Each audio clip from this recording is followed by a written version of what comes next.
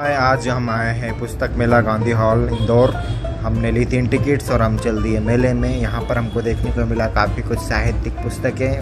हमने काफ़ी पुस्तकों को देखा और कुछ पुस्तकें खरीदी और हम आगे बढ़ते गए। यहाँ पर हमने एंजॉय किया भजन जो कि मोहतरमा द्वारा गाया जा रहा था। हमने एक फ़ोटो क्लिक की और हम तुरंत बाहर आ गए। हमने गांधी हॉल को बाहर से ही रूबरू किया क्योंकि हमको काफ़ी जल्दी थी, कुछ काम था। हमको मिली रास्ते में एक भव्य रैली जो कि इंदौर के नगर निगम कर्मचारियों द्वारा निकाली गई थी। उसका आनंद लेते हुए हम अपने घर की तरफ आ गए।